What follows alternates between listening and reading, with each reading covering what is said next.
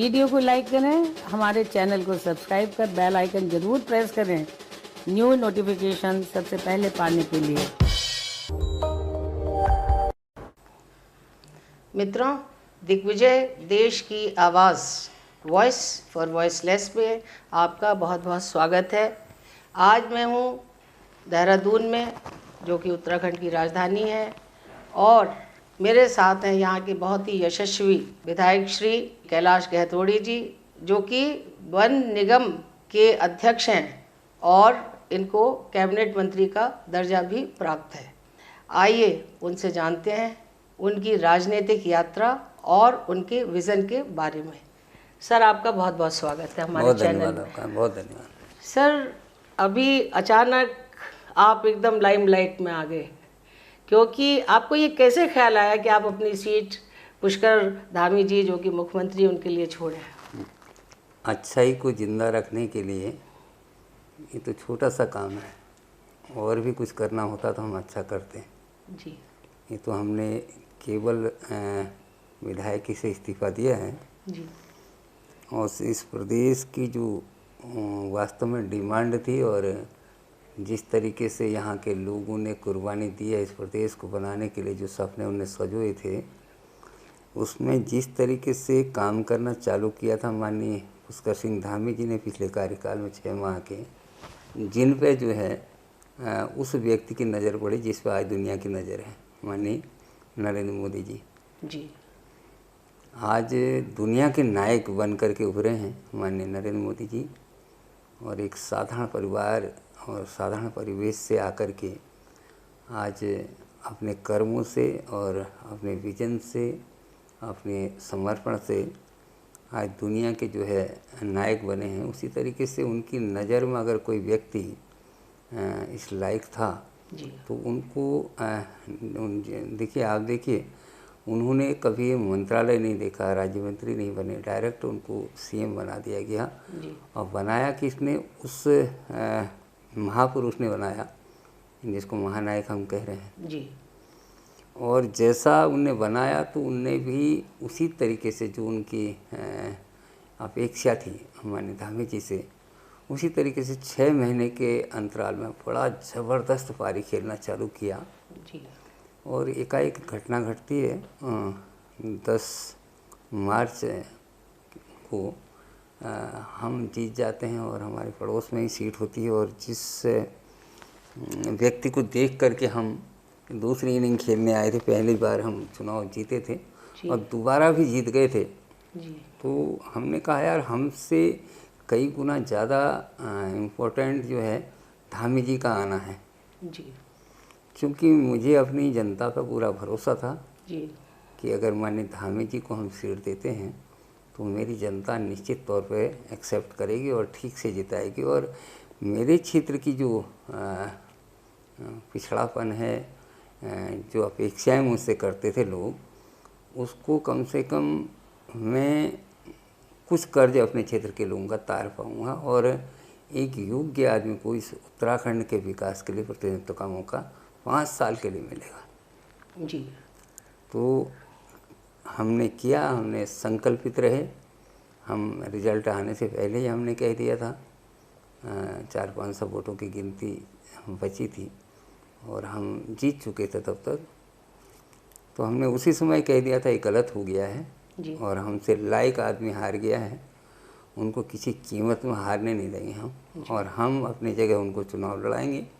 और हम लगातार माननीय धामी जी के पीछे लगे रहे कि नहीं, आपको यहाँ से लड़ना है, और उनने आग्रह स्वीकार किया और वहाँ से लड़े।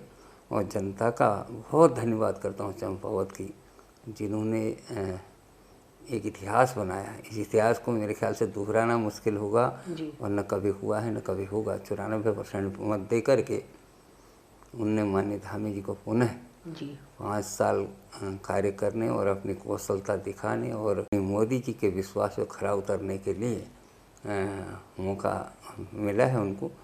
और उसी देखिए, आज इतने दिनों के 3 महीने हुए हैं, आपको लग रहा होगा कि कोई विजनरी व्यक्ति जो है काम कर रहा है, उसके बाद विजन है उत्तराखंड के लिए, कुछ करने का क्षमता है, सुबह से शाम तक देर रात तक काम करता है वो व्यक्ति, युवा है अभी बहुत पोटेंशियल बचा है उनमें। जी। अभी क्या है, अभी 47 साल 46 साल का लड़का, अभी उनका राजनीतिक जीवन बहुत लंबा सफ़र है और इतनी कुशलता के साथ अगर आज प्रदेश के लिए काम कर रहे हैं, हमारा सौभाग्य है। कल प्रदेश को कहीं और ऊंचाइयों तक ले जाएंगे और देश का नेतृत्व करेंगे। ये हमारा साधुवाद भी और हमारी इच्छा भी है और हम चाहते हैं ऐसे व्यक्ति आगे बढ़ें और काम हो, अच्छा काम कर रहे हैं। और हमारा कुछ नहीं है, हम तो जिस उद्देश्य से आए थे, हम भगवान को धन्यवाद करते हैं, हम उसमें सफल हो गए। जी। क्षेत्र को प्रतिनिधित्व तो माननीय मुख्यमंत्री जी का मिल गया। आपका जो क्षेत्र है किन किन चीज़ों में पिछड़ा हुआ है और क्या आप वहाँ काम चाहते हैं कि मुख्यमंत्री जो आप अपना लाए हैं? मेरा चाहने से पहले ही माननीय मुख्यमंत्री जी सारी चीज़ें इससे वाकिफ़ है। अच्छा। बॉर्डर एरिया पूरे नेपाल से लगा हुआ एरिया, बहुत सेंसिटिव एरिया, बहुत पिछड़ा हुआ एरिया है, बहुत इंटीरियर है, सारे लोग माइग्रेट हो गए वहाँ से। जी। कई संभावनाएं वहाँ, प्राकृतिक छटा है वहाँ, एक से एक। जैसे हमारा मोदी जी की माननीय नज़रों में भी और दुनिया की नज़रों में एक दैवी प्रदेश के रूप में है। और आप देखिए मेरे यहाँ बहुत प्रतिष्ठित मंदिर हैं, वहाँ गोलजी महाराज हैं, माँ पूर्णागिरी हैं, और जो उत्तर भारत का सबसे बड़ा मेला पूर्णागिरी में लगता है। और गोरखनाथ महाराज का जो मूल है वो भी उसी विधानसभा में है। अच्छा। और देवी दुर्गा का आपने देखा होगा, पाषाण युद्ध जहाँ होता है, बहुत बड़ा मेला लगता है माँ बाराही का, वो वहाँ है। और अभी तो अगर आप जाएंगे तो मेरे ख्याल से पूरे जितना हिमालयी प्रदेश है सबसे सुंदर इलाका मेरा है। यानी पर्यटन की दृष्टि से, पर्यटन की दृष्टि से बहुत संभावनाएं, बहुत ज़्यादा अपॉर्चुनिटी है वहाँ और कई चीज़ें करने की है। और उनको माननीय धामी जी की नज़र में एक एक चीज़ है, माननीय मुख्यमंत्री जी उसमें लगातार काम कर रहे हैं, आगे बढ़ेगा। आप देखना, उनने एक मॉडल के रूप में उस ज़िले को बनाने का संकल्प लिया है और 5 साल में प्रदेश की तस्वीर बदलने का संकल्प लिया है, जिसमें वो निरंतर काम कर रहे हैं और मुझे विश्वास है पूरा कि ऐसा होगा। कितनी जनसंख्या आपके ज़िले की? मेरे यहाँ जो है 94,000 वोटर हैं। अच्छा। और 1.5 लाख के करीब पॉपुलेशन है मेरी विधानसभा की। और अगर पूरा मिलाते हैं तो उसका दोगुना कर दीजिए, इतना 2 विधानसभाएँ हैं। जी। तो आपने बहुत सोच समझ के, सूझबूझ के साथ और एक अच्छा नेतृत्व देख के आपने अपनी सीट छोड़ने का निर्णय लिया। जी जी। कोई इसमें कोई किसी तरह के पछतावे जैसी कोई बात नहीं है? मेरे ख्याल से इससे बड़ी खुशी कोई नहीं है मेरे लिए। जी। पछतावा किस बात का? ये तो मेरे मन की हुई है, जो मैं चाहता था वो मिला है जी ना। उस क्षेत्र में कोई भी अगर वास्तव में राजनीति करने आता है, सेवा भाव से आता है, उसका अल्टीमेट होना चाहिए जनता का भला हो। जी। जी हाँ। है ना। जी हाँ। तो हम गए थे, हमने पिछले कार्यकाल में कोरोना झेला, कई चीज़ें झेली, काम करने का कम मौका मिला और बहुत पिछड़ा हुआ इलाका था। और हम सोचते थे किस तरीके से भी हम अपने क्षेत्र का भला कर सकें। जी। और ईश्वर ने ऐसा मौका दिया मेरे को कि ज़िंदगी में कभी कोई सोच नहीं सकता है कि वहाँ का प्रतिनिधित्व तो मुख्यमंत्री करेंगे। आज वो मिला है, इससे बड़ी चीज़ क्या हो सकती है, इससे बड़ा अचीवमेंट क्या हो सकता है? नहीं, कुछ नहीं। वहाँ की जनता के लिए भी मैं गया था, मेरे लिए भी। हाँ, वो अब उनकी प्रायोरिटी में रहेगा तो पर्यटन भी, निश्चित तौर पे क्या होता है, पर्यटन भी बढ़ेगा। कहीं भी आज आप किसी भी ऐसे व्यक्ति के कॉन्स्टिट्यूंसी में चले जाइए, मुख्यमंत्री प्रदेश का मुखिया होता है और जहाँ से वो चुनाव लड़ता है वो उसका आईना होता है प्रदेश का। जी ना। तो अगर माननीय मुख्यमंत्री जी वहाँ से लड़े हैं और जीते हैं, इतना ज़बरदस्त मत मिला है, तो अंदर से ही आत्मा की आवाज़ निकलती कि यार इसको आईने की तरफ चमकना चाहिए। और वो उसमें लगे हैं, सतत लगे हैं। और कल देखना आप, मैं आज कह रहा हूँ, आज नहीं आने वाली पीढ़ियाँ याद करेंगे केला गहतोड़ी को। हमने बहुत लंबी सोच करके, क्या है राजनीति, क्या है विधायकी, आती जाती है, कितने विधायक बन गए हमारे जैसे, है नहीं। ऐसा मौका किसको मिलता है जो मेरे को मिला है? जिस उद्देश्य से आया था, कुल मिला करके इसका जो उसको देखा जाए लुभाव, मैं अपने उद्देश्य में सफल हुआ। इससे ज़्यादा परमात्मा कुछ नहीं सुन सकता है। आप पछतावा करें तो राजनीतिक भाषा बोल रही हैं आप, जी। मैं आत्मा की आवाज़ बोल रहा हूँ। नहीं, मैं समझ रही हूँ आपकी बात कि एक नया एरिया दुनिया देखेगी, पर्यटन की दृष्टि से भरपूर है जो, तो लोकल लोगों को रोजगार मिलेगा, आवागमन बढ़ेगा तो पलायन रुकेगा।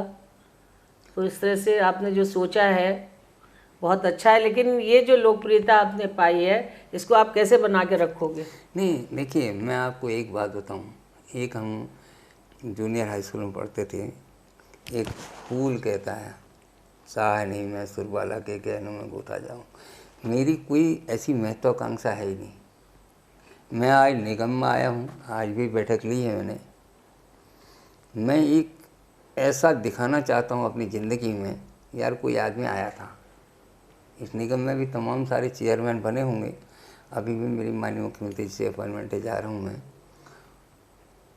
मेरा एक ऐसा उद्देश्य है कि जहाँ मैं खड़ा हूँ वहाँ एक आइडेंटिटी बने, मेरी प्रेजेंस का एक नया चित्र खींचना चाहिए। क्या बात है। लेकिन मैं अल्टीमेटली भगवान मेरी सुनता है, और आप देखना मैं उस मुकाम तक पहुँचा के रहूँगा निगम को। मेरा कोई और उद्देश्य नहीं है।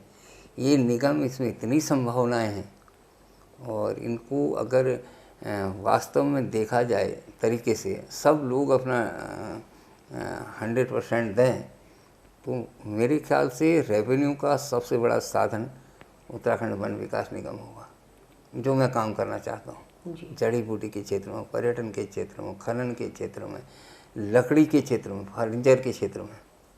मेरे पास तो इतनी लकड़ी है, कौड़ी के भाव बेचते हैं हम उसको फिनिश प्रोडक्ट के रूप में बेचते हैं, तो 10 गुना हमको इनकम होती है। भाई यही सारी चीज़ें उसके लिए आपको थोड़ा पैरेलल एक चीज़ चलानी पड़ेगी, जिसको कहते हैं कौशल। आपको कुछ अच्छे कारीगर भी तैयार करने पड़ेंगे। की बातें नहीं है, कई चीज़ें हैं। अब मेरे पास अभी डिटेल आपको बता नहीं सकता। इतना ज़बरदस्त हमने स्ट्रेटेजी बनाई है जिसमें ये सब चीज़ों की ज़रूरत नहीं है। अच्छा। आदमी दौड़ करके आएगा इसमें काम करने के लिए। अच्छा। इतना एट्रैक्टिव होगा ये। चाइना का माल आता है, आज सागवान बना देते हैं रबर चिपका के। हमारे पास ओरिजिनल सागवान है, हम उसको नहीं बेच पा रहे हैं। और आपके दरवाजे भी, पुरानी जो कलाकृतियाँ थी वो भी बड़ी खूबसूरत हुआ करती थी। लोग कहीं एक छोटा सा भी टुकड़ा मिल जाता है तो उसको ले जाते हैं एंटीक समझ के। नहीं, आज मेरे पास है। हमारे उत्तराखंड में क्या नहीं है जी, इतनी संपदा है। अगर इसका दोहन ढंग से हो जाए ना, हम तो दूसरे स्टेट को भी पाल सकते हैं। अच्छा, एक चीज़ बताइए, क्या निगम में कुछ घाटा है क्या? नहीं तो किसने कहा? इस साल भी 42 करोड़ रुपए फायदे में है इस साल का। आगे अगर जिस उद्देश्य से हम लगे हैं उसको करेंगे। मैं आपको आज कह रहा हूँ, आज से 5 साल बाद मिलना आप। मैं आपको हर साल 500 करोड़ का फ़ायदा नहीं पहुँचाऊँगा, तो आप कहना क्या निगम को। क्या बात। लेकिन अकॉर्डिंगली सारे लोगों का हमको वो चाहिए, सपोर्ट चाहिए, सहयोग चाहिए, तभी हो पाएगा। अकेला अकेला गए तो कुछ नहीं कर सकता। भावना है। थोड़ा सा अपना बचपन और थोड़ा अपना राजनीतिक कैरियर बताइए। हमारा राजनीतिक कैरियर तो, हमारे ख़ानदान में कोई ग्राम प्रधान नहीं बना जी। कई बार क्या होते हैं, कोई ठोकर आदमी को कहीं का कहीं पहुंचा देती है जी। तो हमने कभी सोचा भी नहीं था ऐसा कि राजनीति में जाएंगे। एक इंसिडेंट ही समझिए इसको। हमारा किसी विधायक जी से ऐसी बात हो गई थी, तो हमने उनसे कहा था हम आएंगे और चुनाव लड़ेंगे, विधायक क्या होता है हम आपको बताएंगे जी। तो उनने हमको विधायक बना दिया। अच्छा। उन्हीं ने बनाया। अच्छा। तो क्रेडिट भी आप उन्हें देते हैं? तो हाँ, रियली। आज वो नहीं होते तो हम विधायक नहीं बन पाते। हम विधायक नहीं बन पाते तो आज माननीय मुख्यमंत्री जी बने जा पाते। हम दोबारा भी उन्हीं के साथ मौका मिला हमको लड़ने का, दोबारा भी हमने उनको हराया ना। फिर माननीय मुख्यमंत्री जी चले गए वहाँ। आज तो वो भी सोच रहे हैं कि यार ये कर क्या दिया इनने, इलाके के लिए मुख्यमंत्री ला के दे दिया। तो हम तो ये करने की सोचते थे लेकिन लोकल रिप्रेजेंटेटिव तो अभी भी आप ही रहोगे, सब लोग आपके ही पास आएंगे। नहीं, आते हैं और करेंगे भी, माननीय मुख्यमंत्री जी भी कर रहे हैं। मैं सोच रहा हूँ कि क्योंकि इतने बड़े व्यक्ति का वहाँ प्रतिनिधित्व तो मिल गया है, तो आज जो है जनता उनकी तरफ भी जाए, और जो मेरे लायक है, मैं तो आजीवन उनका ऋणी हूँ। मेरे को यहाँ तक पहुँचाया है, मेरे को नाम दिया विधायक का। आज मैं जहाँ पर बैठा हूँ, ये भी तो मेरी जनता की देन है ना। अपने घर में बैठा होता और यहाँ भी सेवा ही करने आया हूँ। आपके माता पिता? मेरे पिताजी प्राइमरी के टीचर थे, और माँ हमारी गृहिणी जैसे होती हैं, हाउस वाइफ। हाँ वैसी थी। और बहुत पुअरेस्ट पुअर फैमिली से आए हैं हम। और सब खेतों में काम किया हुआ है, खूब गाय भैंस चराई हुई है, खूब दूध निकाला है। अरे साहब, मैंने घास तक काटी है, मैंने ट्रक चलाया अपना, मैंने रात रात भर वेल्डिंग करी है। अच्छा। आज भी कोई काम ऐसा नहीं है। आइसर का इंजन, आइसर ट्रक का इंजन पहले आता था। यानी ट्रक मेरे पास एक सब एजेंसी थी, ली थी मैंने। तो अक्सर क्या होता था, ये स्किल लोग जो होते हैं ना, ये थोड़ा सा वो होते हैं, तो मिस्त्री अक्सर जो है भाग जाते थे, भाव खाते थे। मैंने धीरे धीरे करके देखा उसको। मैं मिस्त्री से जल्दी इंजन बना देता था। अच्छा, ना टेक्निकल माइंड है आपका। हाँ, और उसके बाद आज मेरा अपना एम्पायर है, ठीक हूँ। 2 विद्यालय हैं, होटल है, कंस्ट्रक्शन का काम है, सारा मैं करता हूँ। बच्चे अच्छे हैं मेरे, होनहार बच्चे हैं। 2 बेटे हैं मेरे, खूब अच्छे से काम संभाल रहा है। एक बेटा मेरा एक पढ़ रहा है, इस साल 96% नंबर लाया है स्कूल में, वो छोटा वाला। अच्छा। और बड़ा बेटा सारा काम देख रहा है। गैप है दोनों में? हाँ, 11 साल का अंतर है। ओह अच्छा। अच्छा। और एक मेरी बेटी है भगवान की दी हुई। मैं बाबा को मानता हूँ, साईं बाबा को। अच्छा। मेरा एक बहुत बढ़िया शानदार मंदिर है बाबा का, वहाँ मैंने बनाया है। अच्छा। काशीपुर में। वहाँ पर एक बाबा ने ही मेरे को 1 घंटे पहले पैदा हुई बच्ची दी, आज वो 8 साल की है। मेरा परिवार छोटा सा है, एक बेटी और 2 बेटे, हम 2 लोग। और इस साल बहू ले आया हूँ। खूब मौज का, स्वर्ग का जैसा जीवन है मेरा, और सारा आनंद है मेरे घर में। कहीं से बेचैनी होती नहीं। घर जाता हूँ तो कहीं निकलने का मन नहीं करता घर छोड़ के ना, क्योंकि जिम्मेदारी ये भी है, ये भी निभानी ज़रूरी है। और माननीय मुख्यमंत्री जी का विश्वास है, और उस विश्वास को भी आगे बढ़ाना है, सहारा भी बनना है क्षेत्र में भी और जगह भी जहाँ भी हम कर सकते हैं उनके लायक और प्रदेश के लायक करेंगे। हमें विश्वास किया है तो हम जरूर करेंगे। कुछ और बताना चाहेंगे हमारे दर्शकों को? नहीं, हम सबसे एक विधायक होने के नाते क्या ईमान रख के चलना चाहिए, बस इतना बताइए। देखिए, एक विधायक होने का एक ईमान होता है अंदर, आपको मैं एक चीज़ बताता हूँ, कॉन्शियस होती है। हमसे जीवन में कोई आदमी नहीं कह सकता है कि ये आदमी स्वार्थ से राजनीति में आया है, तभी परमात्मा हमारा साथ देता है। 2015 में कैंसर हुआ हमको, इसमें 2335 टाँके लगे हैं। कितने? 2335। 2300? हाँ, 2300। 2300? हाँ, 20। ये देखिए, ये सब देखिए। अच्छा। ये देखिए, यहाँ से बोन निकली है, ये सब लगा हुआ है। लेकिन हिम्मत मर्दे मदद खुदा, हमने कभी हारना नहीं सीखा, बढ़ते रहे। आज भी रोटी नहीं खा सकते हैं, सॉफ्ट खाते हैं, लेकिन काम बराबर के बराबर करते हैं, सबके बराबर करते हैं जी ना। और छोटी सी ज़िंदगी है। 2015 में अगर हम चले गए होते, जब ये लगा था, तब हम जनता, ये लाइमलाइट की बातें कर रहे हैं, जनता की सेवा कहाँ करते, विधायक कहाँ बनते, चले गए होते, राम नाम सत्य हो गया होता। आज भगवान ने गरीबों की दुआ से मैं जिंदा रहा और 2 बार विधायक बना मेरे को। ये दूसरी बार है। हाँ, तो विधायक बना तो अल्टीमेटली कहीं से तो हम बने। हाँ, दुआएं लगी लोगों की। आज मैं कह रहा हूँ, मेरे को हॉस्पिटल में एक डॉक्टर का था कि दुआ करिए, अब हम कुछ नहीं कर सकते हैं। वास्तव में वही दुआ काम आई। आज हम बिल्कुल 100% फिट हैं।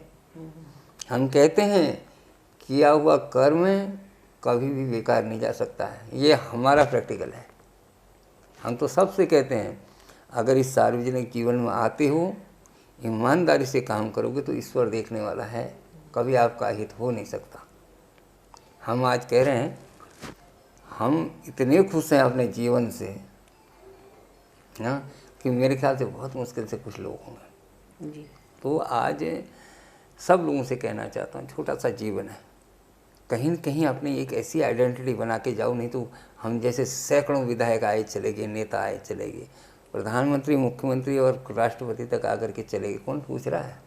जितने दिन हमें हमारी प्रेजेंस पॉजिटिवली होनी चाहिए, लोगों के हित में होनी चाहिए। जी। ये उद्देश्य अगर सबकी समझ में आ जाएगा तो मेरे ख्याल से तस्वीर सारी बदल जाएगी। और हमारा तो देखिए, हम जिसको देख करके राजनीति करते हैं वो माननीय नरेंद्र मोदी जी हैं।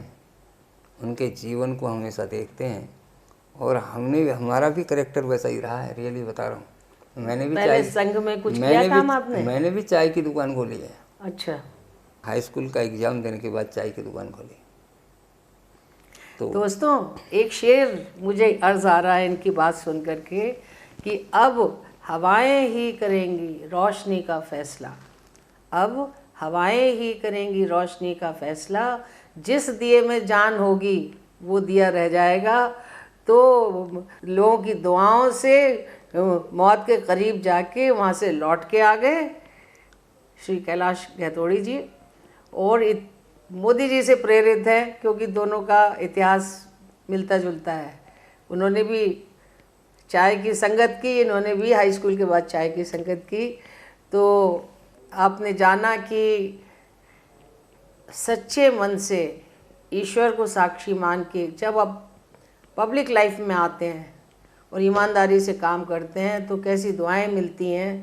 और जनता, इस एक किस्सा आप एक सेकंड में आपको बताना चाहूँगी कि जब अमिताभ बच्चन को एक फिल्म के दौरान पुनीत सर ने मुक्का मारा और आते आते फट गई, तो पूरे देश ने उनके लिए प्रार्थना करी कि भाई इनको छोड़ दो, और भगवान ने वो प्रार्थना सुनी। वही कैलाश जी के साथ हुआ है कि इनको लोगों की दुआएं लगी, उन दुआओं से बच के आए और अब इनका जीवन अपने प्रदेश के लिए समर्पित है। और ये एक प्रेरणा के बहुत बड़े सोर्स हैं। हमें ऐसे प्रेरणादायी व्यक्तित्व से प्रेरणा लेनी चाहिए, हमें अपने जीवन को बदलना चाहिए, हमें सत्य के साथ चलना चाहिए। और अभी भी ये एक बहुत अच्छा विज़न लेके चल रहे हैं कि जो विभाग इनको दिया गया है उससे वो लाखों लोगों को रोज़गार दें और उससे कुछ इनकम जनरेट हो जिससे लोगों का भला हो। आज के लिए बस इतना ही, मिलते हैं फिर एक और नई शख्सियत के साथ। तब तक के लिए कैमरामैन सुनील गौतम के साथ मधु श्रीवास्तव का नमस्कार। सर नमस्कार। बहुत धन्यवाद।